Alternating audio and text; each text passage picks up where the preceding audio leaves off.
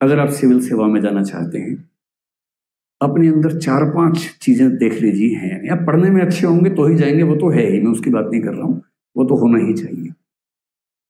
सबसे पहली चीज ये है कि आप कंपैशनेट हो, करुणा से भरे हों, सहिष्णु हो, टॉलरेंट हो, आपके अंदर वंचित वर्गों को देखकर संवेदना का भाव आता हो, आप उनकी सहायता करना चाहते हो, आप उनको मुख्य धारा में लाना चाहते हो, सोशल जस्टिस के विचार से आपकी सहमति बनती हो, तो आप अच्छे सिविल सेवक बन पाएंगे। ये पहली बात है।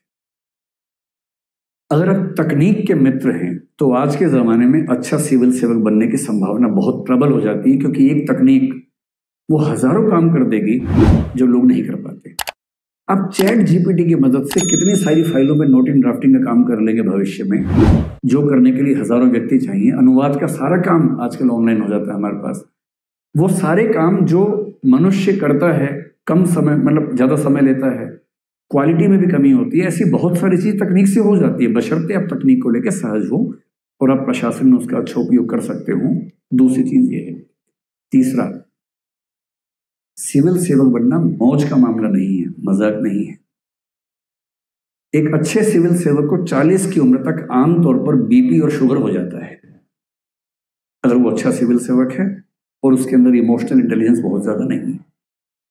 इतना स्ट्रेस झेलना पड़ता है, इतने तरह के दबाव, विधायक का, सांसद का, मंत्री का, पता नहीं क्या क्या दबाव आएंगे, मीडिया के दबाव आएंगे, गुंडों के दबाव आएंगे, इंडस्ट्रियलिस्ट के दबाव आएंगे, ठेकेदारों के दबाव आएंगे। और वो दबाव केवल छोटे मोटे दबाव नहीं होते हैं, उसमें दबाव में हत्याओं के दबाव भी आ सकते हैं। अगर इन सब दबावों को नहीं झेल पाते हैं, उतना साहस नहीं है, फोर्टिट्यूड नहीं है, संघर्ष करने की क्षमता नहीं है, पेशेंस नहीं है, परसिस्टेंस नहीं है, तो सिविल सेवक आसान रास्ता नहीं।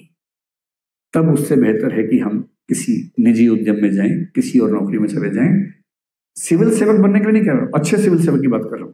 अच्छा सिविल सेवक बनना है और आप चाहते हैं कि जिस दिन आपका ट्रांसफर हो तो जनता सड़कों पर खड़ी हो जाए, तो उसके लिए सब करना पड़ेगा। चौथी बात है ऑब्जेक्टिविटी, न्यूट्रलिटी, इम्पार्शियलिटी, नॉन पार्टिजनशिप। किसी पार्टी या समुदाय विशेष का सिविल सेवक नहीं बनना है, देश का सिविल सेवक बनना है। ये चौथी बात याद रखनी है। और पांचवी बात तो सबसे बेसिक है, वो ईमानदारी है, इंटीग्रिटी है, प्रोबिटी है। यानी आपको कोई विभाग दिया गया है तो सरकार निश्चिंत हो कि इस व्यक्ति के होते हुए कुछ गलत नहीं हो सकता, और ऐसे सिविल सेवक होते हैं। मैं केवल एक आखिरी एग्जाम्पल देके बात समाप्त करता हूं। मेरा एक बहुत अच्छा मित्र आईपीएस है, काफी सीनियर रैंक पे अब है, घोर ईमानदार किस्म का व्यक्ति है। अच्छी बात क्या है उसके साथ, वो किसी पार्टी का सगा नहीं है, क्योंकि वो नॉन पार्टिजनशिप के मूल्य पे चलता है। लेकिन जिस राज्य में है वहां 2 पार्टियां सत्ता में आती हैं क्रमशः। दोनों पार्टियों के मन में एक बात स्पष्ट है, मुख्यमंत्री चाहे इस पार्टी का चाहे उस पार्टी का हो, एक बात स्पष्ट है कि जब कोई मामला नहीं संभलेगा हमसे, इसको भेज देंगे, संभाल देगा। क्योंकि उनको भरोसा है 2-3 बातों का। पहला, इतना योग्य है कि हर प्रॉब्लम सॉल्व कर सकता है, इतना ईमानदार है कि कोई इसको करप्ट कर नहीं सकता, इतना मजबूत है कि कोई इसको झुका नहीं सकता। आईएएस आईपीएस बनने का मजा तब है जब इतिहास आपको याद करे इस रूप में। और